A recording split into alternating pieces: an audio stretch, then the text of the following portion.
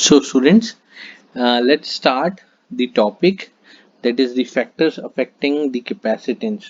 अभी तक हमने जो इस लेक्चर में या इसके प्रीवियस लेक्चर में जो जो चीज़ों को स्टडी किया है उसमें हमने देखा था कि कैपेसिटेंस क्या होता है।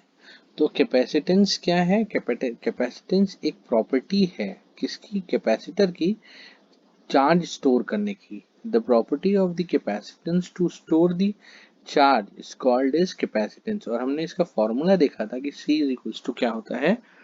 Q by V, and where Q is the charge and आपका V is the applied voltage. So और इसका यूनिट देखा था हमने, क्या होता है? कूलम्ब पर वोल्ट, या हम इसको क्या बोलते हैं? फेराड बोलते हैं। तो कैपेसिटेंस जो है कैपेसिटर का, वो किन किन फैक्टर्स के ऊपर डिपेंड करता है वो हम लोग देखते हैं। तो कैपेसिटर के चार्ज को स्टोर करने के लिए क्षमता निम्न कारकों पर निर्भर करती है। ठीक है, जो फैक्टर्स हैं वो क्या क्या है? जो पहला फैक्टर है वो है हमारा एरिया ऑफ प्लेट्स। देखिए, हम लोग हमेशा यहाँ पर डिस्कशन कर रहे हैं, तो हम लोग प्लेट्स की डिस्कशन कर रहे हैं। प्लेट्स का मतलब होता है ये प्लस क्यू चार्ज वाला और ये minus Q. This two are the plates, ये हैं हमारे कैपेसिटर के प्लेट्स, और इनके बीच में ही हमारे चार्ज जो है वो स्टोर होते हैं। तो जो पहला फैक्टर है कैपेसिटर के plates of the area of the plate. Capacitor plates जो हैं का क्षेत्रफल जितना अधिक होगा, कैपेसिटेंस ऑफ कैपेसिटर उतना ही अधिक होगा। सीधी सी बात है। देखिए, इसका एरिया जितना ज्यादा होगा उतना ज्यादा स्टोर करेगा हमारा चार्ज ये कैपेसिटर। दूसरा है थिकनेस ऑफ द डाइलेक्ट्रिक। देखिए, हमने देखा था कि डाइलेक्ट्रिक क्या है? थिकनेस ऑफ डाइलेक्ट्रिक मतलब जितना हमारा थिकनेस संधारित्र में, मतलब अगर हमारा डाइलेक्ट्रिक का थिकनेस ज़्यादा होगा तो ऑब्वियस सी चीज़ है उसमें चार्ज स्टोर कम होगा। वही अगर डाइलेक्ट्रिक नहीं है या एयर है या ना के बरोबर है या पतली है, तो उस समय हमारा जो कैपेसिटर का जो कैपेसिटेंस होगा वो ज़्यादा होगा। जो नेक्स्ट है, थर्ड है, वो है रिलेटिव परमिटिविटी। देखिए, परमिटिविटी शब्द आप लोग ने जब इलेक्ट्रोस्टैटिक्स की स्टडी की होगी तो उसमें ये शब्द पढ़ा होगा। ठीक है, तो जो परमिटिविटी है, रिलेटिव परमिटिविटी ऑफ डाइलेक्ट्रिक, किसकी? डाइलेक्ट्रिक की रिलेटिव परमिटिविटी का बहुत बड़ा फैक्टर है। देखिए, जो कुचालक पदार्थ की सापेक्षिक परमिटिविटी यदि ज्यादा होगी तो संधारित्र की धारिता भी अधिक होगी। मतलब जितना ज्यादा रिलेटिव परमिटिविटी होगी उतना ज्यादा हमारा कैपेसिटेंस का वैल्यू होगा कैपेसिटर का। सो दिस इज दी, ये तीनों फैक्टर्स होते हैं जो अफेक्ट करते हैं हमारे कैपेसिटर के कैपेसिटेंस को। देखिए, अगर हम लोग बात करें थोड़ा सा, हम लोग चलिए रिलेटिव परमिटिविटी के बारे में डिस्कशन करते हैं। रिलेट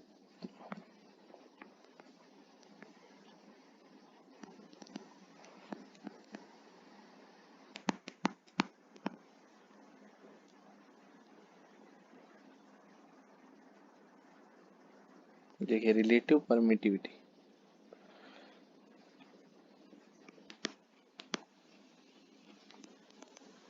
रिलेटिव परमिटिविटी, तो ये इसी को ही हम लोग क्या बोलते हैं? Dielectric constant.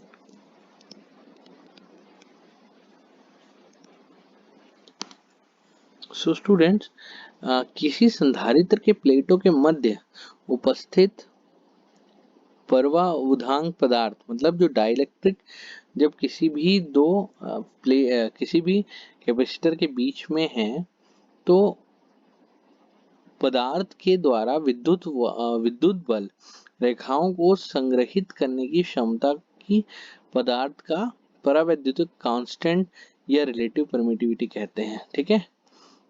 और इसका यूनिट जो है परमिटिविटी का वो है आपका क्या, ये इसको एयर की जो परमिटिविटी होती है, रिलेटिव परमिटिविटी एप्सिलॉन से दर्शाते हैं, ये होती है 1, और वहीं माइका की कितनी होती है 6। तो अगर माइका हमारा पर इसके बीच में है तो उस समय हमारी जो परमिटिविटी है वो ज़्यादा होगी और एयर के केस में क्या होगी, कम होगी। अब अगर हम लोग देखें तो capacitance of the isolated sphere, एक आइसोलेटेड स्फीयर का हमारा कैपेसिटेंस की वैल्यू क्या होती है, हम लोग चलिए देखते हैं।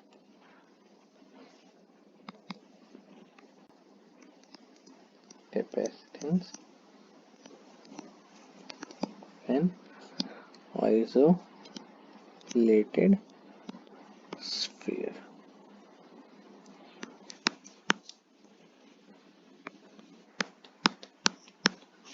तो सबसे पहले हम लोग इसका डायग्राम बनाते हैं। देखिए एक स्फीयर है, ठीक है। मान लो कि इसका जो रेडियस है वो क्या है, r है। ये चार्जेस हैं जो इस आइसोलेटेड स्फीयर में है, इसके अंदर प्लस चार्जेस है, सेंटर पॉइंट, और मान लेते हैं ई आर इसकी क्या है, रिलेटिव परमिटिविटी है, ठीक है। तो हम लोग देखते हैं कि जो क्षेत्र के तो जो वोल्टेज है, वोल्टेज एट द सरफेस, देखिए हमारे पास फॉर्मूला क्या होता है, C is equals to Q by V। तो V बरोबर क्या हो जाएगा, Q बाय C। तो Q अपॉन हो जाएगा 4 pi epsilon nought R into R, ये होगा वोल्टेज इसके एट दी सरफेस, ठीक है। सो हम जानते हैं C इज इक्वल्स टू क्या होता है, Q बाय V होता है। तो इसमें इक्वेशन नंबर 1 से इस वैल्यू को पुट करेंगे तो Q अपॉन 4 पाई 0 और तो ये और ये कट जाएगा तो ये ऊपर चले जाएगा, तो हो जाएगा 4 pi epsilon nought to R।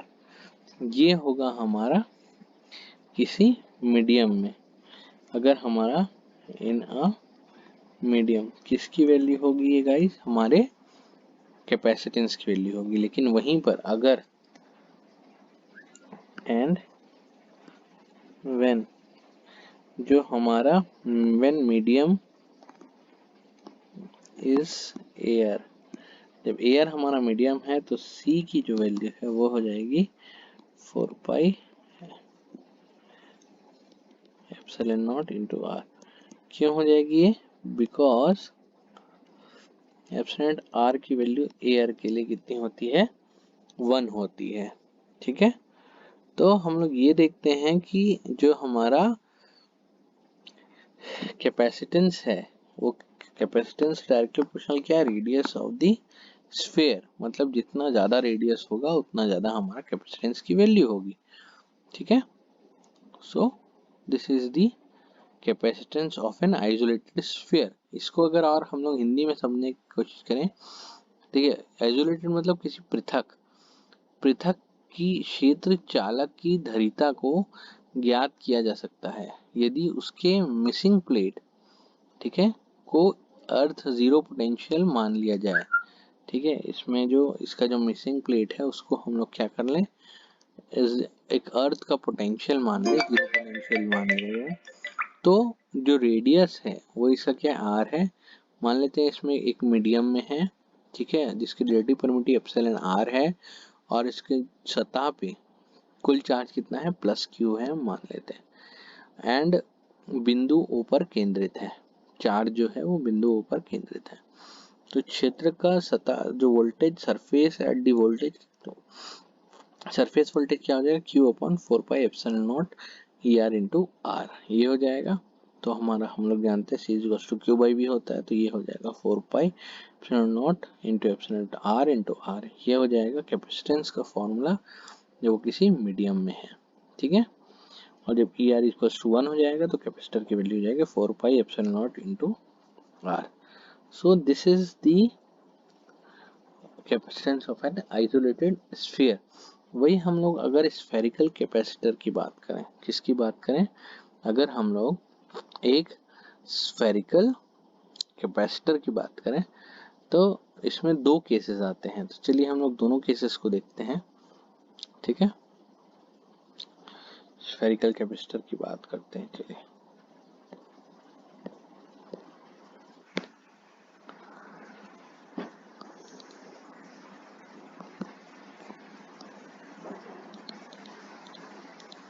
Capacitance of an spherical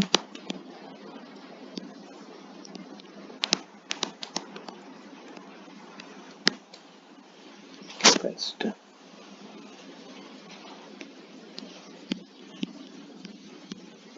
ठीक है। सो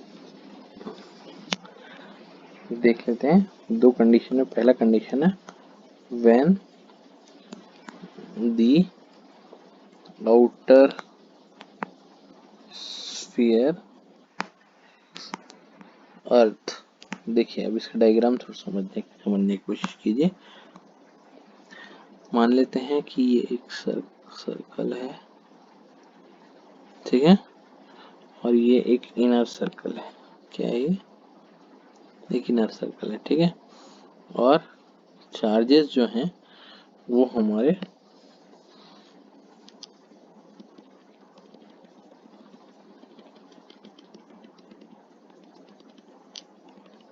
यहाँ पर है।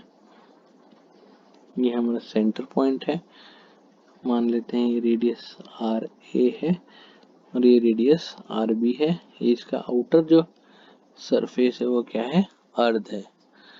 ये जो चार्जेस हैं ये क्या है, माइनस क्यू है। क्या है, क्यों है। ये हमारा ए सर्कल है और ये क्या बी सर्कल है, और ये जो पॉइंट है क्या है हमारे सेंटर ओ, ठीक है। तो अब हम लोग देखते हैं कि ये किस तरीके से इसका हम लोग कैपेसिटेंस कैलकुलेट करते हैं, ठीक है। तो किसी भी स्फेरिकल कैपेसिटर में दो धात्विक हॉलोस्फीयर होते हैं। ये हॉलोस्फीयर ए और हॉलोस्फीयर बी। तो और ये दोनों कॉन्सेंट्रिक होते हैं। क्या होते हैं कॉन्सेंट्रिक, मतलब दोनों का जो सेंटर पॉइंट होता है वो क्या होता है, सेम होता है, ठीक है। और जो एक दूसरे को टच भी नहीं करते, दोनों एक दूसरे को टच नहीं करते हैं। जो बाहर का स्फीयर है वो क्या है, हमारा अर्ध है, भूमिगत है। अर्ध है मतलब भूमिगत है। और अंदर का जो स्फीयर है इसमें चार्ज है। क्या है, चार्ज है। अब मान लेते हैं कि दोनों क्षेत्रों के स्फीयर के बीच माध्यम है जिसका जो परमिटिविटी है वो क्या है, ई आर है। इन दोनों के बीच की जो परमिटिविटी है वो क्या है, ई आर है। आर ए है radius of inner sphere, R B क्या है, R A radius of inner sphere,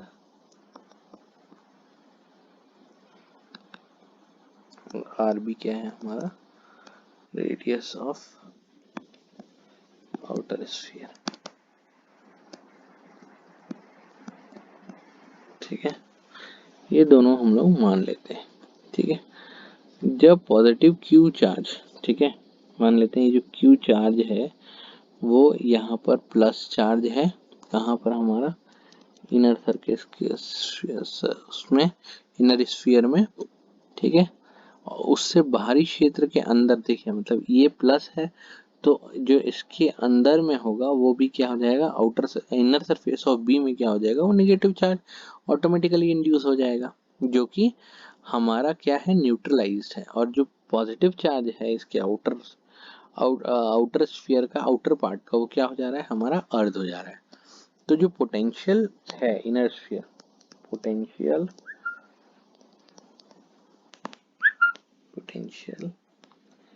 eight ए क्या हो जाएगा हमारा, पोटेंशियल एट ए क्या हो जाएगा, वी ए बराबर Q upon 4 pi epsilon nought epsilon R into R A plus minus Q upon 4 pi epsilon not R into R B, ये हो जाएगा।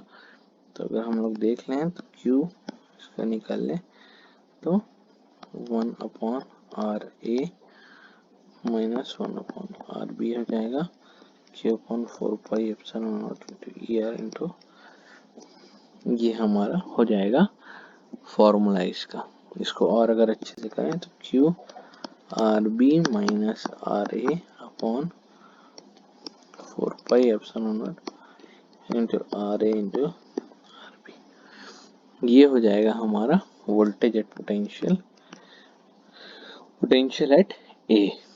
नाउ पोटेंशियल एट बी अगर हम लोग देखें तो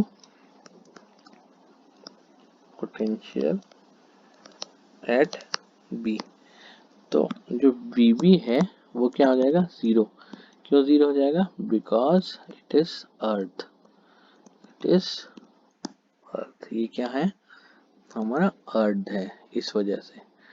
तो हम लोग पोटेंशियल डिफरेंस क्या हो जाएगा, पोटेंशियल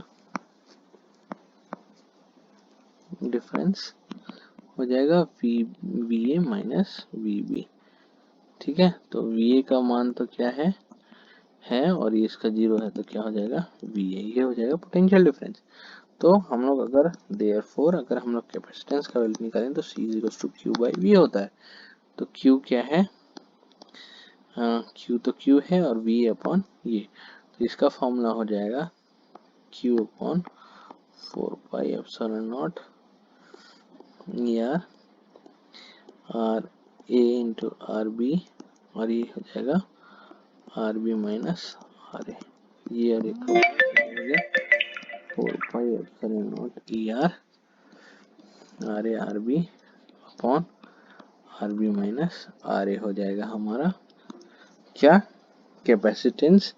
जब दो हमारे जो स्फीयर हैं वो लोग एक दूसरे से क्या है, एक डाइलेक्ट्रिक मीडियम से किसी मीडियम में है तो, लेकिन when E R is equals to 1, मतलब मीडियम जो है वो क्या है हमारा एयर है, तो उस समय C इज इक्वल्स टू क्या हो जाएगा 4 pi epsilon not R A R B upon R B minus R A, ये हो गया हमारा capacitance of the capacitor when the dielectric medium is air, ठीक है। तो ये तो हमारा क्या था स्फीयर का पार्ट। अब हम लोग देखेंगे जब हमारा इनर स्फीयर को हम लोग अर्थ कर दे रहे हैं, क्या कर दे रहे हैं, जब हम लोग इनर स्फीयर को क्या कर दे रहे हैं, अर्थ कर दे रहे हैं, तो उस केस में जब हम लोग इनर स्फीयर को अर्थ करेंगे तो उसमें भी दो सिस्टम है, देयर आर टू सिस्टम्स, देखते हैं उसको भी। दूसरा जो हमारा पार्ट है उसमें हम लोग देखते हैं कि when inner sphere is अर्थ, ठीक है। जब हमारा इनर स्फीयर जब अर्थ हो जाया रहेगा तो उस समय देखिए डायग्राम कैसे होगा, ये हमारा इनर स्फीयर है और ये क्या है हमारा आउटर स्फीयर।